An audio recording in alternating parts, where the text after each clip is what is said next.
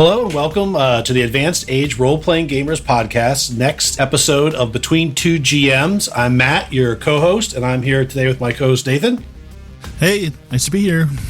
So I guess I'll go ahead and get started. So we're interviewing Christian. If you could say your last name for me, that would be super awesome. Sahlén. Sahlén. Yeah. Okay. I'm sure I butchered that. So, and Johan, we've had you on before. Glad to have you back. Yeah, and nice to be here again. We had such a great time talking about MÖRK BORG last time, and I'm a cyborg backer, so I'm going to ask the very important question that all cyborg backers in the U.S. named Nathan really want to know is, when am I getting my damn book? What the fuck's my book? What the fuck's my book?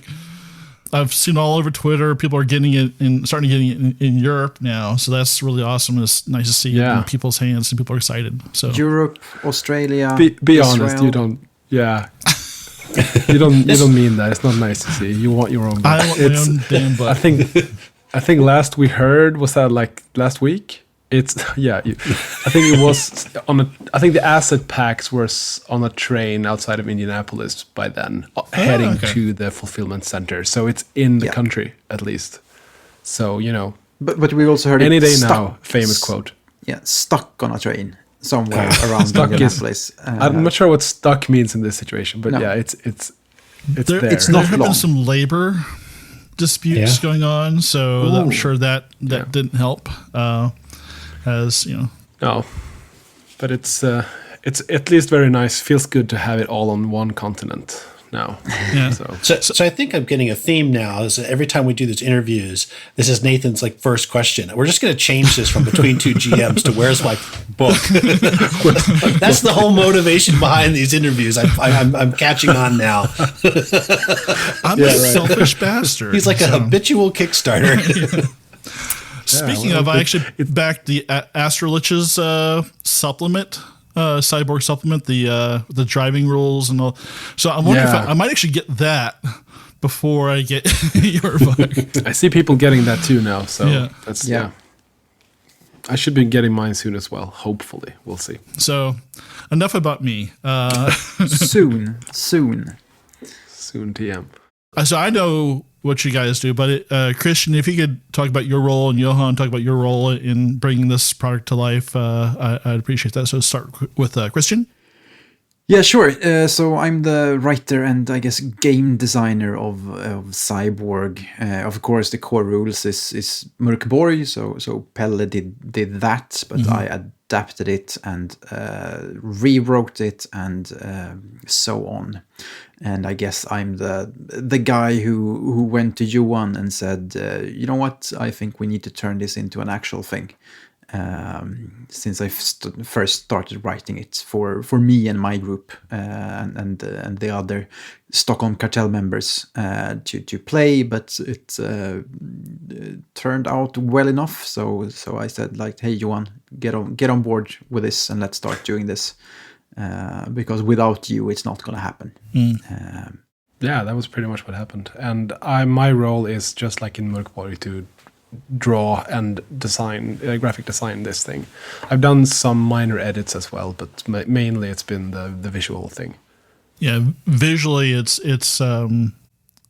quite stunning. Different from MÖRK BORG. You definitely recognize your hand in it, but it's quite stunning to look through. At least the PDF. I'm sure just like the MÖRK BORG book experience is different from the PDF. Can't wait. Does the spine glow in the dark? It does actually. Yeah, I haven't tested it. I had to think for a second because there were so many different things we wanted to do and we bounced back and forth. But yeah, it should glow in the dark. Right. I haven't really tested it yet. Yeah, I'll try it out.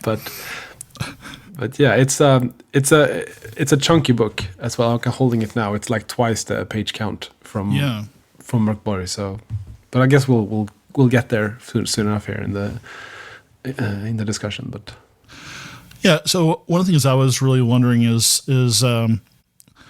so I actually read this kind of interesting thread on Twitter last night, and I should know better than to do that. But so Christian? What was your idea behind kind of going after the whole cyberpunk genre with a Mork Borg spinoff?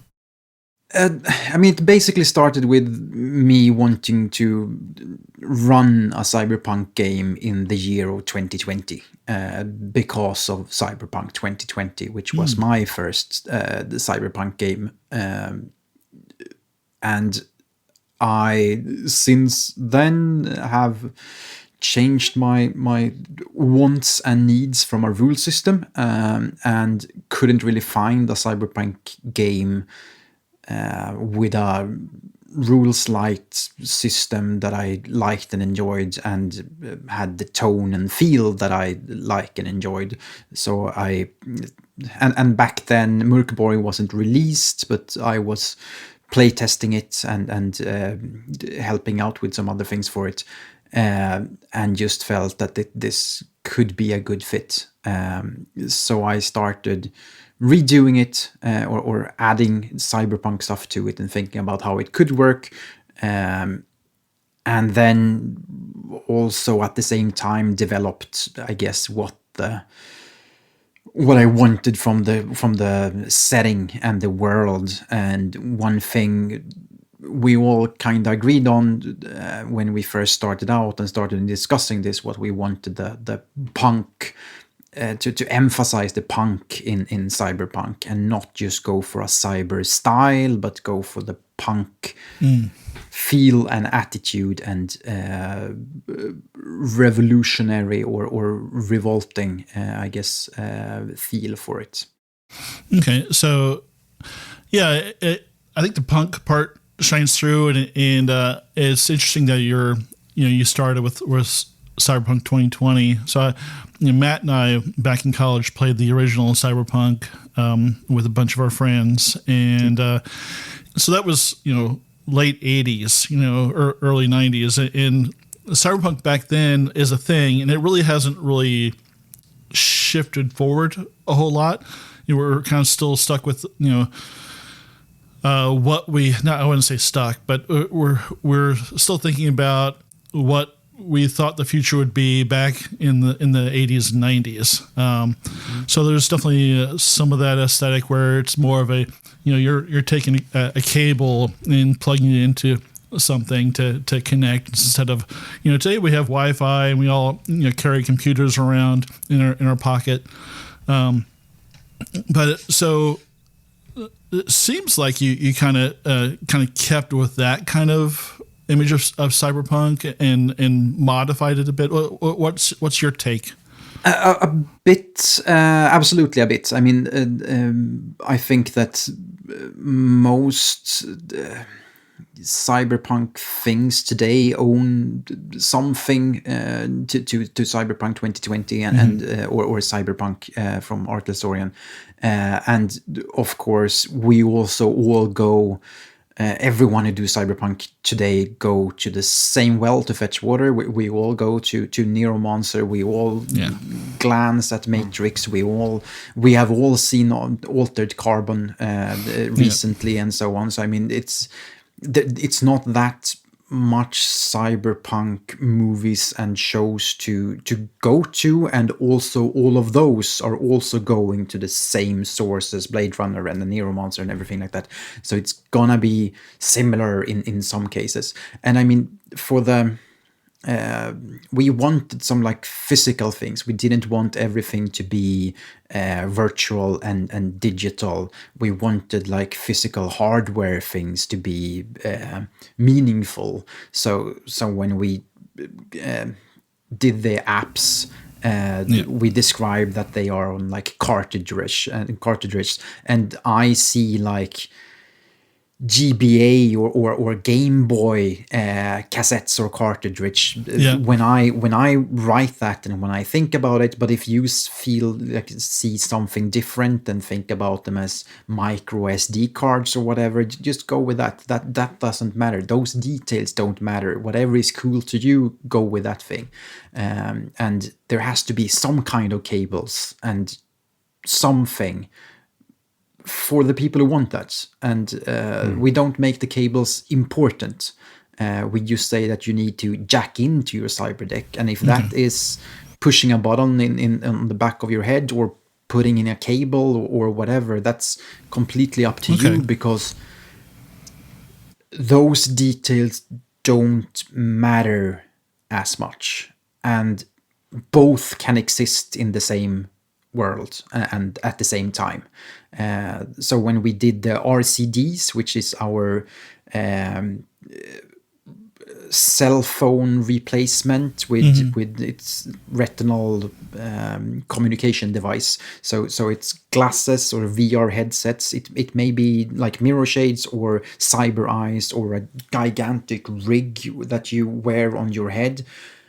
And one person can have that gigantic rig and the other person can have cyber eyes, and it doesn't matter. They do the same thing. You get the same benefits or same possibilities from it. Just pick whatever you decide is the coolest thing for you and for your character and for your game to wear, because exactly how things look, that's going to vary. It's going to be fashion in those kind of things as well. And maybe you really like the fashion of 5 years ago, or you can't afford to upgrade. So that's why you have a gigantic rig instead of the latest ACGS, TG Labs, Cyber Eyes kind of things. Yeah, I find that interesting when you look at other cyberpunk style games. You see a lot of I like to call it gear porn. Yep.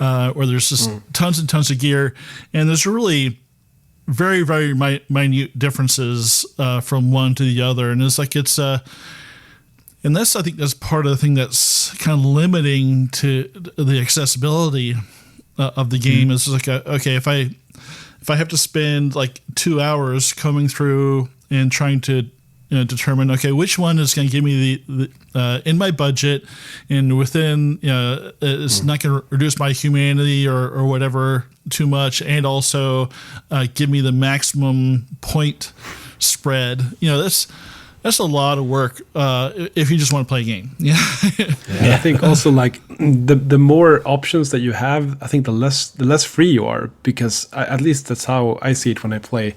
If I have a lot of things on the list to pick from, like I feel like there's not enough room for me to like invent my own stuff, or there's not enough room for everyone at the table to come up with things. So like this way, which I think you'll find in like MÖRK BORG as well, it's much more suggestions and just more like vibes in a way, so that you can come up with your own things. Just like Christian said, like we just mentioned, the RCD is something with which you can interact with the net, but it doesn't say exactly how it works or exactly what it is. That's up to you to decide. So yeah, we tried very deliberately to avoid the whole like gear porn thing that you're describing. Like there are of course like lists of inspiration and stuff, because that's fun, but it's not like these tables and tables and tables of different weapon parts or whatever. So but you can add that too if you want, like with the third-party license.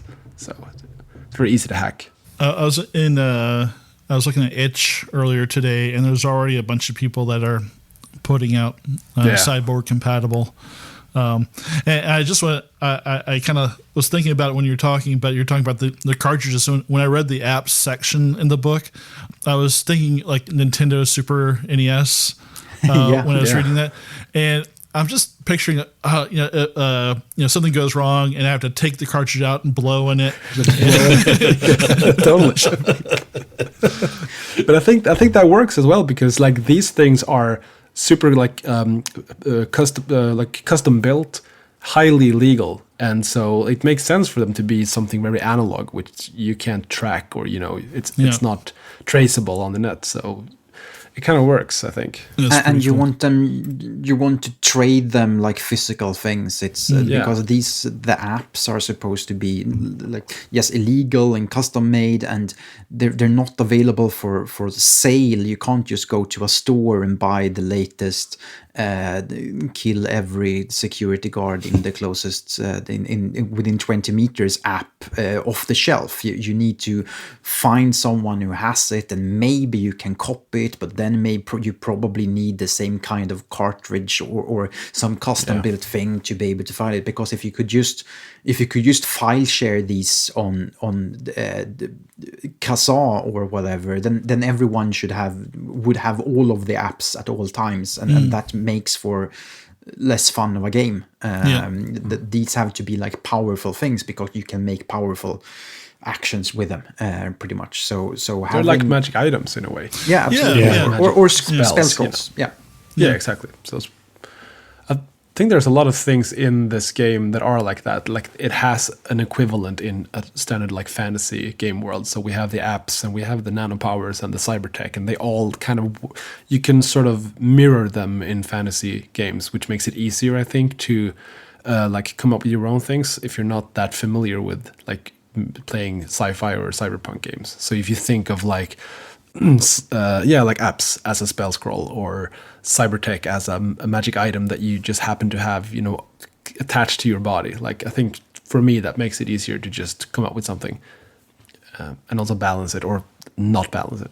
I think Nathan and I were talking a little earlier before, having read through the book, some of the similarities. They reminded me, what was it, omens or talismans? Because I've played similar games like The Strange, and I've been listening to a Numenera game. And so, I could definitely see where these were more like fantasy or contemporary, but those same concepts, especially with the apps, right, seem like this thing you've got. It's like an emergency thing, right? You can.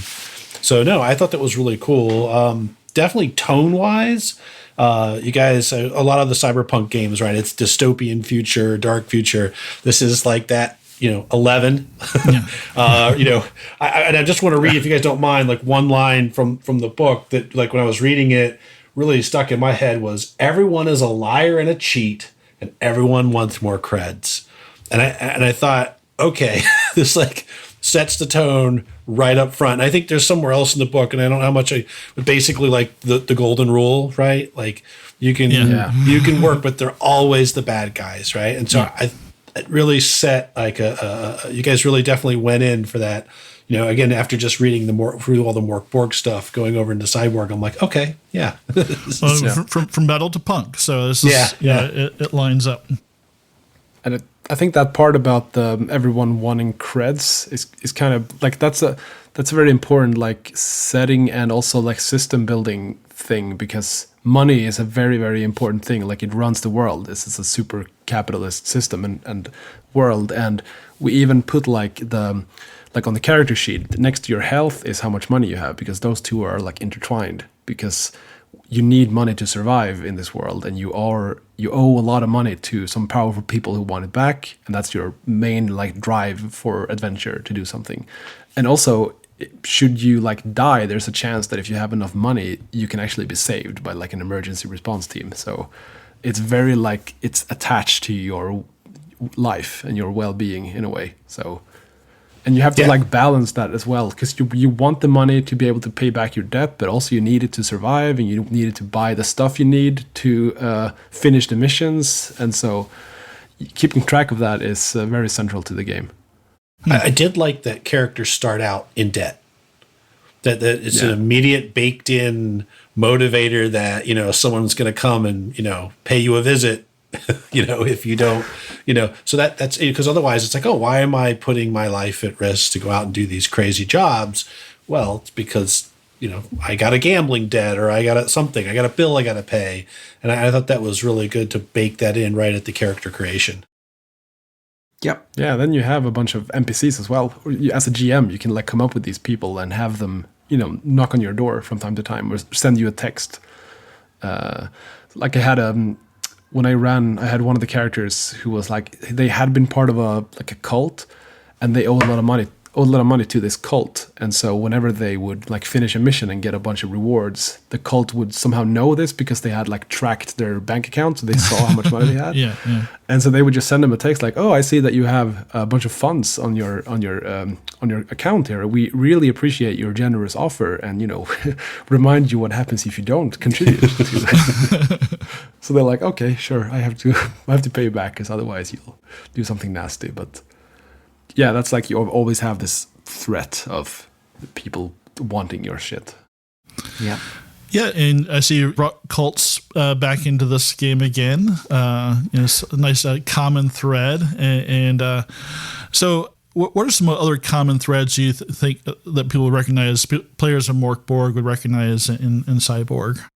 Yeah, there are some places and names that are similar. There's not a lot of them that are like pure Mörk Borg callbacks. There's a couple of hidden ones, but some other ones are both like Alliansen Inc. is of course a nod back to Alliance in the nation or state or whatever you call it, but it's also the previous right-wing coalition of different parties in Sweden used to be called Alliansen. Really? Okay. So I just put incorporated after that and decided that these are the business people. That coalition doesn't exist anymore, but then there's things like that in there. And Galgbacken is of course Galgenbeck, but it's also placed in an area where the inspirational city for Psy actually had its old gallows. Okay, yeah. So it's there for a reason, and other than just being a Mörk Borg reference, pretty much. But I think you'll recognize some of the, like obviously the system, but also like the miseries are back in a way, but in a very different flavor. So, which is more fitting for the genre, I think. Yeah, I was gonna, if you didn't, so I thought that was amazing. So I love the idea that, every day you turn on the television and there's something awful. And I was wondering, so as how do you see, beyond just having a news line, so when you guys have play tested or whatever, how have you worked in, or if you could explain that mechanic and like how you've worked it in play testing into your games? When I ran the playtest campaign and the gang just finished the heist that we turned into the Eitsu Villa heist that we released as a pamphlet in a limited variety or amount, will probably be available later for a more public or general public.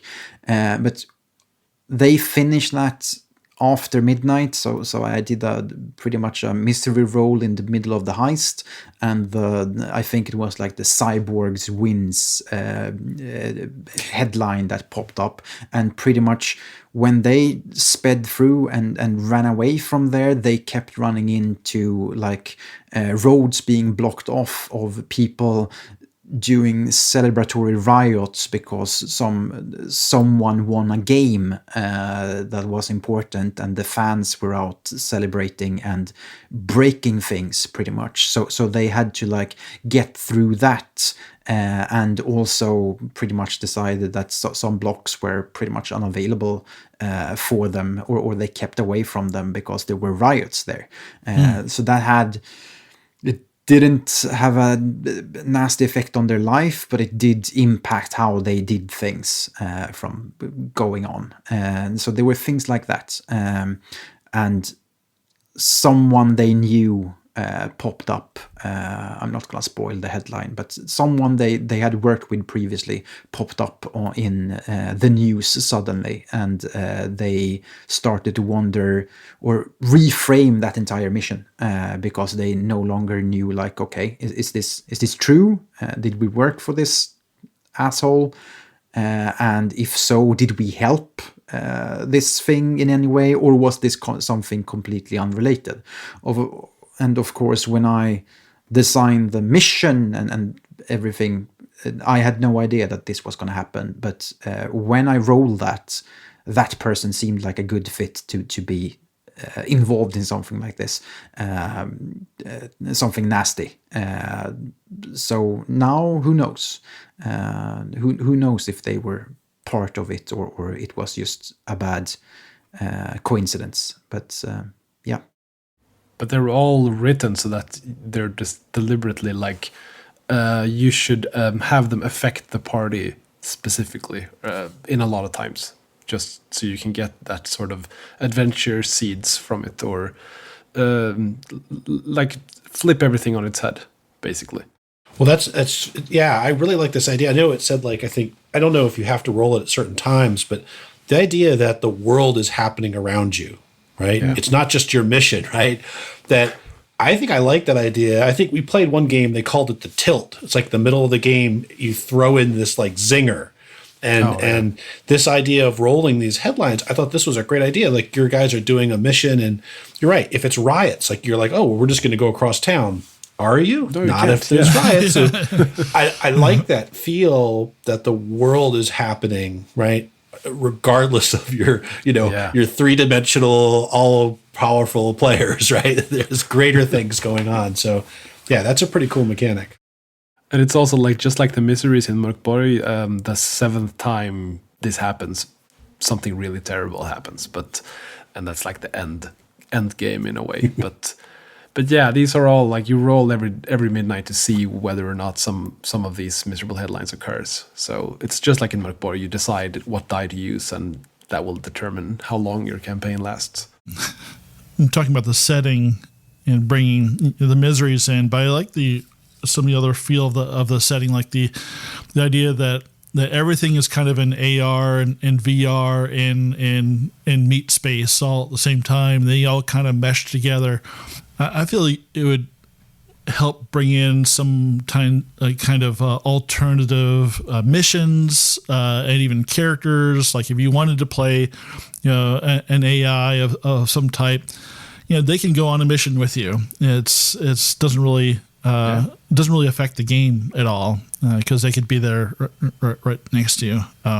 So I like that aspect a lot. They can be like projected so that everyone sees them in their vision, but they're not really there. And that's also like, because everything is so digital, always I feel when you're playing it or running it, you can you have so much more information, so that it helps when the characters are like solving problems or like approaching things, that they can continue, they can like communicate with each other instantaneously, regardless of where they are. I feel that that's a big change from like running MÖRK BORG, so that they always have like a video feed of what the others are seeing, and they can always like text each other, so that you never run into the problem where like two of the players are in one room and the others are outside, and they're like, oh, I didn't know this because I didn't see this happening. So you always know exactly what everyone is seeing. If you want to interpret the RCDs working that way, but I kind of like that. It makes it way more like transparent and open in a way, so everyone's involved. Yeah, it kind of breaks down kind of the metagaming aspect too, because you don't have to try to pretend like you don't know, because you're there too. You know what's going on, so you don't have to that crutch. Yeah, and it's like, what do I know about this thing? Well, just search for it right now, and you'll find something. Like you find a video or a meme or a news story or whatever about this person or place. Or so yeah, it's very like the information access. It's a big thing. So in keeping with the kind of the setting idea, this whole like ground zero or G0 idea, where did that come from, and why is that kind of an important part of the setting? Where did that come from? I think stumped you. Yeah, I'm trying to remember why I felt that I really, really needed like a catastrophe zone in the middle of the city. Some sort of Akira thing, maybe? Yeah, I think it was partly Akira. I think the wall was really important as well. I wanted like a big ass wall in the middle of the city that you should absolutely not pass.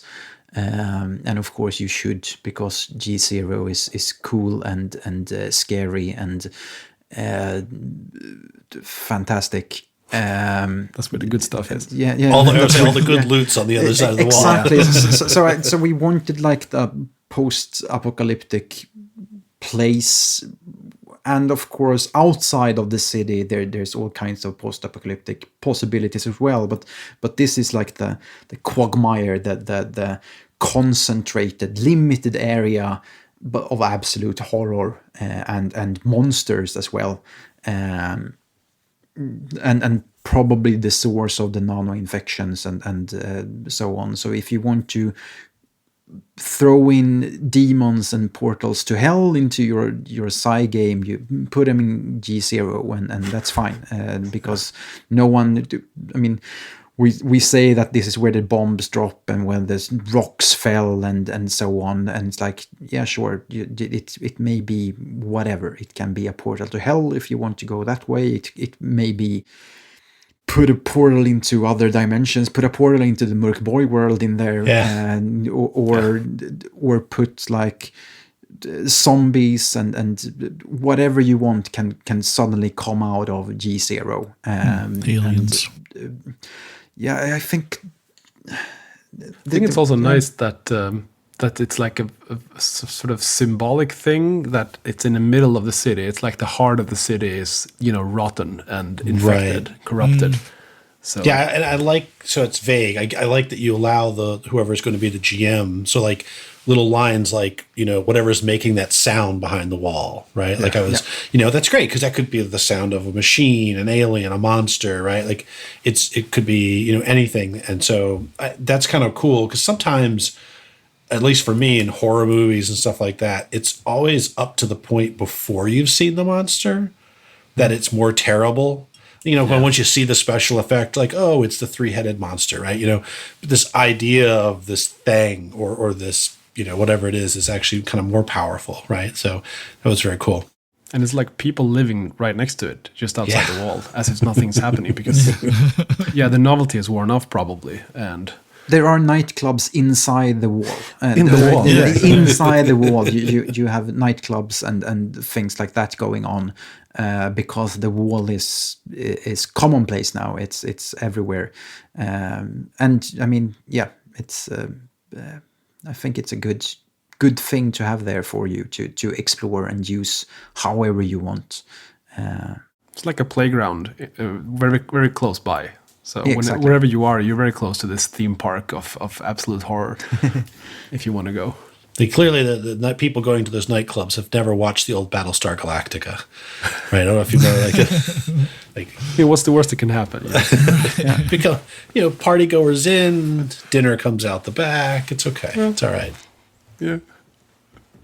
But you could see that, right? People flocking to it. Like all the people who come and race down to the beach to film the, a hurricane or something, right? Or jump in a car and race to go catch a tornado, right? If you're like, people would be drawn to the very thrill of being close to that, right? So that's very interesting. They probably have like tours going into the G0 that you can pay a lot of money for, and you're not guaranteed safety or whatever, but yeah, it's a very dangerous world, this, definitely. We have something called kill matches. We don't really go into detail what those are, except they are a big, like, sports event. They're probably, like, some sort of gladiatorial combat going on, or, like, Running Man, or, But it's, people seek thrills in this world, and they have become, like, blasé with a lot of things that we find exciting now, I guess. Yeah, jaded. And I could see it being used as kind of a rite of passage. To like, you haven't really, you don't really have your stripes until you've gone in to G0. Yeah. So there's a lot of interesting ways a GM could use that and just tease it for months without even going in there, and then make that kind of Yeah, sorry, I'm thinking out loud. He's planning his cyborg game. And at the same time, I think we mentioned that there are like in certain areas in like Lake Ton, there's people selling fish clearly fished inside the walls. So it's like some people go there pretty much every day and have found some kind of way that they can get out and in, and then they just fish there because the competition is less and they don't. People don't stay. Yeah, the fish are big, and you don't see it. You never see your customers twice anyway. So who cares if they get sick or not? Right. Yeah. So it's like, even if it's this rite of passage and it's a big deal, some people are clearly living off going in there. But those are probably hardcore pros somehow, even though they are not like punks and runners in the same way. They may be just fishermen, I guess. Yeah, just desperate people who have nowhere else to fish, pretty much. Because the corporations have these like fish farms and the giant boats just trawling up the place. But yeah, it's a grim world. And I think like when we're talking about fish and water, I think water is a big thing that separates this setting in city in a bit, in a way, I think, from other cyberpunk settings. Because like everywhere you watch, it's water. And like it's a bunch of islands, basically, the city. Mm-hmm. So there's lots of like canals and rivers and lakes and everything. So it's something to keep in mind, I think, when you run it. Yep. Is there an underwater location also, or am I? Yeah, there's a construction site at least mentioned. Okay. For what is it, like a entertainment plaza or something, like a shopping giant shopping mall and entertainment plaza being built underneath the lake, called Under sjön, which means under the lake, but also kind of very beautiful, like Wonder Lake, or wonderful, and so that's being built and already being. I think there's possibilities to be invited to some kind of party there, for example. And there's other. I mean, there's underwater like research labs and so on mentioned as well. You can buy like a small submarine in the equipment list. Exactly. Oh yeah, okay. Stuff like that. Yeah. So characters. Christian, out of those archetypes that you have in there, which one is your personal favorite? Oh, that's picking between your own babies. You know, I know, that's why I asked. I mean, I think sometimes we forget to talk about when we do interviews or pitch the games or so. We forget to mention the Nanomancer.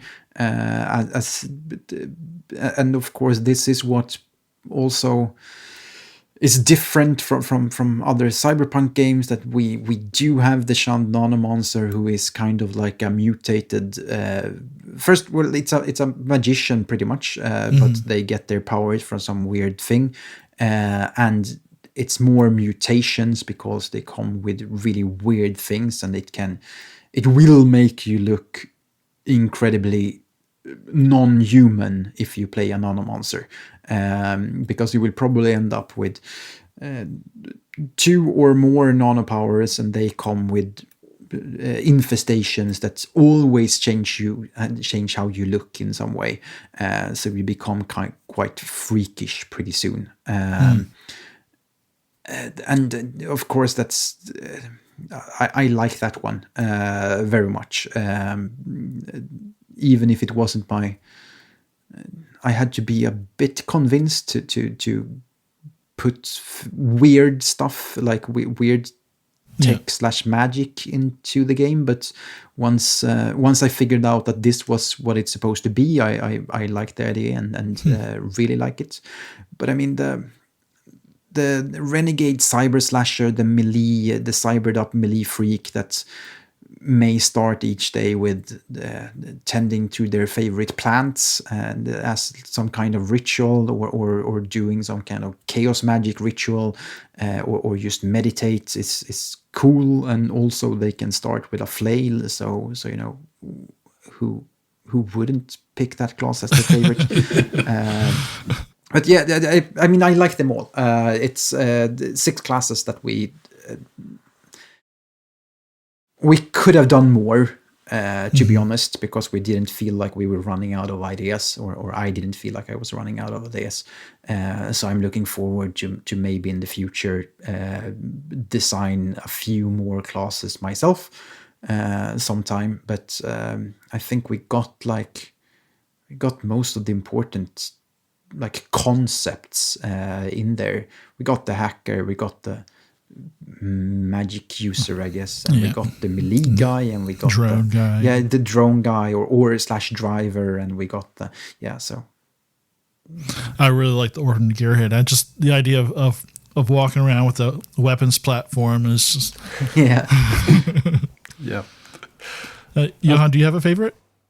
No, I kind of like the orphan gearhead actually. Now that you mention it, and not only because you can begin with the giant walking weapons platform, but also because like the concept of them being like abandoned by their like mentor or friend, and now they don't trust humans anymore. They just trust machines because they are like cold code and steel and something you can rely on. And like all of our classes are kind of like abandoned in some way, or like shunned, or they're hated by society or someone else. But yeah, this one is very much like you're on your own now. Like you used to have someone, and now you only have your workshop and your tools and your drones. Yeah. As gamers, we can all relate to this. Exactly. Yeah. Being shunned. You happen to hang around with a bunch of other punks in your party, but you don't really trust them because they're not machines. Right. And you touched on it a bit, Christian. If you go into a little, kind of give some examples of what you wanted with the nano powers and the infestations after you were convinced. I mean, I really wanted them to be something else than just what we expect from hackers or standard magic from normal fantasy games or something. I wanted them to be something more, something special, something weirder and unexplained. And there's a lot of like mutation stuff going on there. There's strange things from I mean, the inspiration from those comes from all over the place, and some of them are more obvious than other. There are some of them are pulled from comic books and things like that. That it's like pretty obvious if you think about it, and others are like pulled out of weird esoterica and ideas from all kind of magic traditions that we made more real, I guess, and more direct, third eyes and everything like that, which is also, of course, a classic. And then exists a bunch of in all sorts of media everywhere. But we wanted them to be weird and feel weird and kind of be scary and nasty. There's a reason why it's called the shunned nanomancer, and in the playtest campaign, the person who played that class had like 3 of them to start out with, and turned out to look, when we tried to imagine that character, we all felt like sick and ill, because it was just all sorts of things going on with their look, and everyone just hated that character because we couldn't like get past how this person must look. But he was there and refused to die. So yeah, it's a lot of body horror going on. Absolutely, yeah. There's a lot of body horror and a lot of weirdness and all the good stuff, I guess. So in going with the idea that you could have any reason behind your ground zero, whether it could be, like you said, an asteroid, a gateway to hell, I was looking at, you also have almost like I hate to call them magic items, right? So, significantly advanced technology might appear to be magic, but there's like cursed items. And so, again, this, I don't know if you could talk about the cursed items or not, but in my head, I thought, well, these could be technologically explained or not. We call them the infested items, and infested means probably nano-related. And so I think that for the infested ones, they are probably something nano-infested in some way or another. But that, and of course, we don't explain exactly what the nano is, so you can make that into whatever you want. And we also mentioned like prototype technology that is more similar to the high advanced tech, but of course they both can be true at the same time. So I think we in the Stockholm Kartell and like MÖRK BORG, we do like powers that come with some kind of bad thing related to it, or risk cost, or direct cost, or something like that. So having, once we had the concept of nano being an infection or an infestation, then having items also being able to be infested or so on made sense. And that made it possible for us to put whatever we want without having to even think about a possible scientific explanation. Because if we decide to put in lasers in there, which there are also laser guns and so on mentioned, or if we want to do rail guns or whatever, like, and keep on going more and more advanced, I think as soon as we start to think science, we want something to kind of back it up that this could be somehow possible. Even if we go like, okay, we can't figure out the energy source, it's not possible for us to figure out, but if we imagine that there is this really, really cool, completely new energy source, then we can do this thing. Okay, then we can do it. But otherwise we feel, I feel that maybe we need to tone it back down. But having this weird element and alien nanobacteria riding nanomachines or whatever we call it, it's makes it okay. We can do whatever we want. We don't have to limit ourselves here.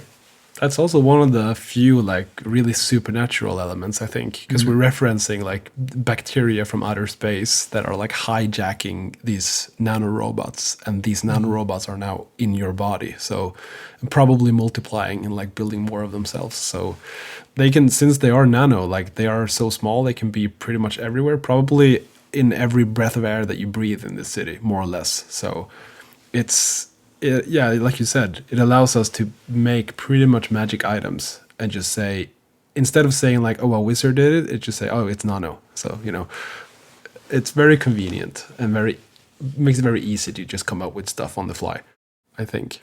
Yeah. And I think you've built up such a community of creators, so I'm sure that I didn't really go too deep into what's out there already, but I'm sure there's some folks that are going to go crazy with the idea and just build on the whole, what since you've left it kind of vague and open, they can kind of decide what this nano infestation is and build a whole thing out of that.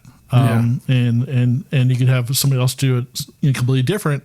You have it be more magic or hell related, and both those things can coexist in this game. So I think that's pretty cool that you've left things up to us, the people playing the game, to make those decisions. What suits us best, rather than having to go in and really hack it. And well, I wish it was this, and I think if we change this rule here and this rule here, then we can kind of make it work. But if leaving it open, I think is gives us the And for most cyborg campaigns, what nano actually is won't matter at all. I mean, leaving it open doesn't mean you have to come up with your own idea to it's not something that requires you to solve it before you start playing. You can just start playing, and if this is where your campaign is going, figuring out the source of nano and curing it, or expanding upon it, or whatever, do so. But otherwise, you can just let it be. Just say, we don't know, and that's good enough, because there's so many things in our world and so on that we don't know for sure, and we can go on with our lives, and great things can happen anyway. So I think that's important to like remember that you don't have to have an answer for everything that is going on. Yeah. Well, right. I mean, it would be like if you went to like a fantasy game, like, okay, before we go into the dungeon, my fighter would really like to understand how steel is forged. If you could explain this to me, my sword, like I don't feel like I can go in and slay the goblin until I understand what temperature. Right. It's a sword. I have, today it's like I have my cell phone. I understand the concept, but there could be little tiny critters running around inside that rectangle. I don't know. So yeah. And I've been on role-playing game forums long enough to know that these people do exist, but maybe this game is not for them. Yeah. Yeah, you don't have to please everybody. Right. No. And I think this is like the preferred way that we play it, and I know it's not for everyone, but I think it really helps with like, letting you like come up with stuff. And as you said, Christian, you don't have to think about everything. You don't have to know everything. Yeah, and I think us as a group, we tend to kind of balance back and forth. Sometimes we want the super crunch, like your GURPS and hero system, and sometimes we want something pretty light that we can just start rolling with, and you don't have to take 3 weeks to make a character. So no, there's room for everything. Yeah, it is nice. Again, reading through the rules, it's like, okay, I read through this one time. I could play this game. Within like half an hour, I could play. Now, I say that because I've read some of the other systems, right? So I am somewhat familiar with the mechanics, but if you've been around playing, it's a very accessible system. I actually I don't know. So I don't know. There's like what it's originally based on, but this might be something if people might be interested in, is the idea of like the GM really not making a lot of rolls. That most of the roles are player roles. So in most games, or most traditional like D&D, the GM will roll a monster's attack, right? Or roll the actions. Whereas I believe if I read in this system, this is where the GM might state this person attacks you. It's the player who rolls to defend against a target number, right? And that's and that's from MÖRK BORG originally. I'm not really sure where Pelle got that inspiration from, but I mean, there are other completely player-facing rule systems as well, and I'm also not sure where Pelle got it from. But the reason why we kept it is, of course, because the philosophy with changing rules was if we really need to come up with a reason and explanation on why we should change this from MÖRK BORG, and I don't think we actually ended up changing anything. We clarified some things when it comes to glitches and compared to omens, but that's just like okay, we maybe we should clarify that you have to decide on if you want to use a glitch to lower the difficulty rating, you have to spend the glitch before you roll, because otherwise that was easy to just say okay, but if I spend a glitch now, I make the roll, and that's no fun, because one other thing you could use a glitch for or an omen for was to re-roll a roll, and why would you pick re-roll when you can see that if I lower it by 4, I can make the roll? But yeah, but I think in terms of like player-facing systems like this, it really gives the players full control of what's happening to them, and also like if they are hit by an attack, like the GM didn't roll to attack, like they didn't roll high, the players had to fail their roll, so it's like their fault, like it's on you if you fail, So I think it adds a lot of like tension and weight to every roll, because you as a player, like the fate is literally in your hand as you roll the die. And that's why. And every roll is open as well. Like you have no screen that you can hide behind, so you can't fudge any rolls. So if you die, you die. So that's at least in my experience playing these systems, like compared to others, I think it really adds a lot of like importance to every roll, which I like. And you really should let your players roll the damage the damage they take as well, because that's the most painful part. Rolling to see, oh my god, I'm hit, and then you hear the GM say like, okay, and it's a D8 in damage, and you look at your 3 hit points and you go, oh shit, and that's much more painful but also enjoyable than just waiting for the GM, especially if it's behind the screen or anything, to say, oh, you're hit for 3 damage. It's like, oh, that was precisely what I needed to go off or die. But I think it also makes it, I mean, it's not a rules heavy game, but not having to bother with rolls. There are a couple of rolls that you roll as a GM, or probably rolls that there are like random encounters, and there's reaction tables, or the reaction table or so on. I prefer to do those rolls myself, because it also means that I get to roll some dice. But during combat, I can instead focus on what's going on and what's happening, and describing doors being blown to pieces and so on, while someone is rolling. And everyone else is more engaged and not having to wait for me to think and do maths in my head, or try to find where my dice is. We can just go on with the game as we are rolling. It's not a big difference depending on, since there's not that many rolls anyway, but whatever, every little bit helps, I think. Are the difficulty classes set, or is it a negotiation? So you might be like, you have you have to roll a 12 or higher. Is there like, do people have like skills or items? I know there's like an ability that can lower, but are there things like, oh, I've got this piece of equipment, and is that a negotiation on the difficulty class, or is it kind of each certain tasks are just set? I think that, go on. I think it's a playstyle thing. Like, we don't really determine it in the book. There are, as you mentioned, there are some items and stuff, or like situational bonuses. But I think like when I run it, it's usually some kind of discussion. I will usually like do a ruling depending on the situation and what they're attempting.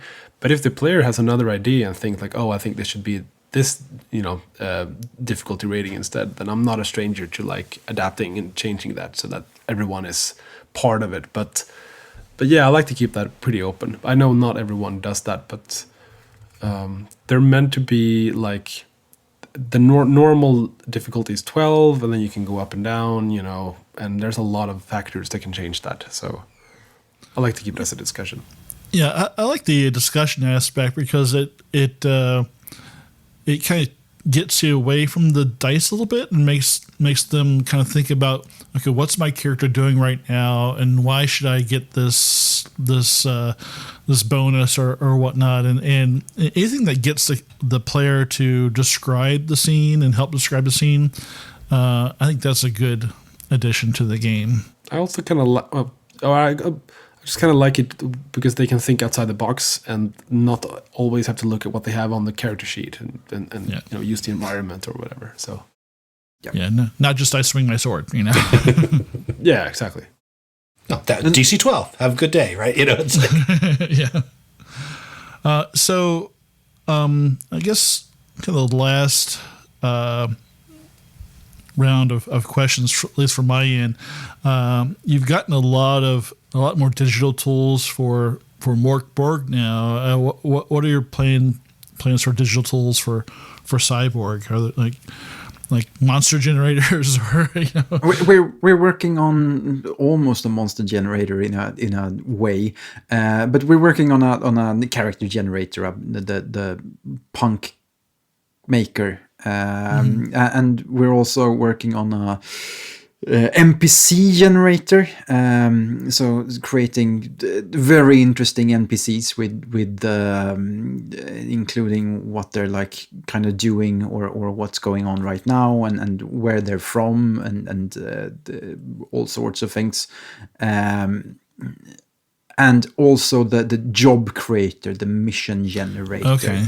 And one reason why the book is twice as long as or twice as big as MÖRK BORG, or twice as many pages as MÖRK BORG, is that there is a lot of random tables to create missions and to especially to create missions, but also like events and what's going on and character traits and wants and styles and so on.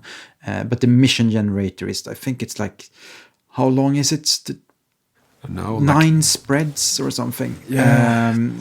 Where you come up with, you can roll who's offering the mission, who's the contact for like who contacts you, what a job is, what the target is, where the target is located, how's the security, and of course what's the reward and what's the complication that comes up, like what goes wrong or what can happen like to this mission. And having that on just a mouse click away is gonna be really nice. Yeah, that's pretty cool. Infinite adventures, basically. Yeah. And will there be a bare bones edition? We haven't really discussed that yet. Okay. Right now, we're focusing on getting the game out in stores first. Giving me my fucking book. Yeah, there are and Johan has been busy with the other stuff, and I have also been busy with other gaming and other stuff. So we haven't really. We have had some ideas on what's next for Cyborg, absolutely, and there's more coming for sure. But we haven't really. Haven't really had a time to sit down properly and plan. Plan it. No, so No. there's been work-ins on each separate side of us, I think. Yeah. But yeah, things are coming. Okay. Hey, you guys went to Gen Con, right? Yep. Yeah. How was that? How'd you like Indy? I mean, Indy as a city, It's a place on Earth. it's a place. I mean, the con was a different Fair, thing. That yeah, was fair. that was really fun, and we'll definitely return some year. And I think it was a lot of fun just meeting people. And we didn't have our own like booth, but we were together with Free League, and we had like a shrinking corner in their booth where we could sell our stuff and have like a home base. And it That was shrunk. nice. It shrunk because we kept selling out of our stuff, so we didn't have anything Good problem. more to put there. And Not because they sort of pushed us out. Yeah, we actually didn't need much more space. Well, I know that Doug is a pushy guy, so Yeah, very much. No. yeah. So you should come to PAX Unplugged. That's a lot easier for Matt and I to get to. So where it's is Philadelphia? Yeah, Philadelphia. Okay. Yeah. It's a lot smaller. It's not quite the crush of humanity that Gen Con is. How big is a lot smaller? Do you know? What'd you think? How many people do you think were there? Like 5,000? Oh, okay. Yeah, I'm not sure. Yeah. I mean, it's That is a lot smaller. But yeah, it's a lot smaller. But it's nice because you could actually go up and talk to people, and they could give you a few minutes of their time, and that was it was a lot of fun last year. I've been a couple times, but it's a pretty good show. No, I think we'll definitely go to more cons now that we have a couple of different books and games to offer. So we have MÖRK BORG and this and Death in Space as well, and so there's a lot more in like our repertoire that we can show and offer. So that's fun. That's good. Awesome. Last question from me. And Matt, do you have anything you want to? I don't really have any last question. No, I think I've covered everything. I know I have lots of questions about game mechanics, but I'm gonna so good. So Christian, what were you listening to when you're writing this game? What was your soundtrack? I mean, we posted a playlist on the Kickstarter page, but there was a lot of, for me, a lot of now old industrial and noise. I think that Alec Empire versus Marisbau live at the CBGB is an incredible album all the way through. Author and Punisher, The Body, the Einstürzen, the Neubaut, and Boris, and also like Drone and Sun and Tarmvred, and all sorts of fun people. But also, I mean, there's a laser metal or whatever they call it, a Finnish band called Night Satan, which makes almost like synthwave, some kind of retro synth thing that is nice to listen to, and yeah, a lot of that sort of thing, industrial and noise and EBM sort of things, but not exclusively, but a lot of that. Yeah. I listened to a lot of Nitzareb and in Ministry and a little bit of I can say the German band Einstürzen. Einstürzen Neubauten. Yes. Okay. Thank you. Neubauten. Yeah. Collapsing new buildings. I know that. But great band. Just really cool recordings too. But anyway, Johan, what about you? Or are you? Pretty similar. I think I also when I was illustrating, there was a lot of like crust punk rock, a lot of like hardcore, bunch of hip hop as well, and like those kind of genres that I felt was important to catch the sort of grungy, like the scrappy vibe, or like the dirty vibe of the whole thing here. Yeah. So there was a lot of like very angry bands. Tried to avoid metal as much as I could because I didn't want it to like sort of feel too much like MÖRK BORG. Mm-hmm. Yeah, I think the playlist that we did encapsulates pretty well what we think this game sounds like. I'll be sure to link that. I'll have to look at it. Check that out. And especially like the opening track is a very good like introduction to it. Yeah. And you also have like on at the credits page you have a list of artists that inspired it. So I think that's actually longer than the playlist is when it comes to that sort of thing, because we couldn't put, when we made the playlist or put together the playlist, we couldn't do everything. But it's a very it's a rough listen, that playlist, because it goes from really harsh noise into smooth synthwave, and then a really rough hip hop track, and so on. So you're it's all over the place. It's really all over the place, and that's how we feel like the cyborg world is. Everything. It's not a doom metal game. It's this great juxtaposition thing. Everything is mashed together kind of game, and all of these styles exist at the same time in this world, because all of these styles exist now. Today, it's not just pop. Right now, it's everything at once.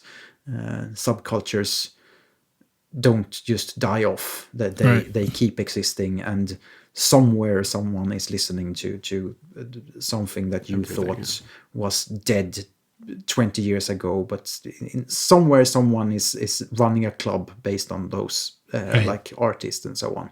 So sampling's not going away, even in the dark dystopian future. No, absolutely not. And there's still like retro vinyl shops inside, definitely. Yeah, I think we have nothing ever goes away. Yeah, I think we have vinyl records mentioned in there somewhere. For That's example. funny. I think it can be an obsession or It's also in one of the arts, like one of the ads for like vinyl store because Awesome. Yeah. I felt that when I flipping through it and then getting to the page for the hills. That was like such a quite a departure from the earlier pages. It's like, oh, okay, it's all bright and blue. Well, someone's doing well, right? They might be on the backs of everybody else, but they're doing great, right? Yeah. And especially, I think that image, if you also have like your MÖRK BORG copy next to it and you flip to the page about Anthelia and Caragos, there's a yellow page with like a lady ripping the head off a knight. They're kind of similar. It's like a callback to that. It's like a homage to her. So like she represents the nobility or the ultra rich here, and so like there's a few of those like visual references to MÖRK BORG. But That's very cool. I like these yeah, Easter definitely. eggs. I That's kind great. of yeah, it's a lot. But I kind of like that image because like there's the serenity of like this lady like petting her cat creature, like DNA spliced weird cat. But at the same time, you have this like gate with like machine gun turrets on top of next to her. So I mean, it's a like- really beautiful fence gate. It's not Yeah. like it's not a prison gate gorgeous. or anything. Gorgeous. But absolutely, no, it's like gorgeous and very like elegant, but you're not welcome here. Stay out. Yeah. Well, Johan, thanks for coming back. Christian, it's a pleasure meeting and talking to you. Like we've felt like we've kind of dipped into your brain a little bit, which is it's not a bad place. Have you read the game? Well, yeah, if you knew us in context of me being who I am and Matt, it's not bad. So No. Right. It's very nice to be here again. Yep. But yeah, thanks again for coming and staying up late with us, and look forward to getting you guys back on here next time something cool comes out. Awesome. Sounds good. Thanks, and good night, everyone. Yeah, thank you very much for spending some time with us. Appreciate it.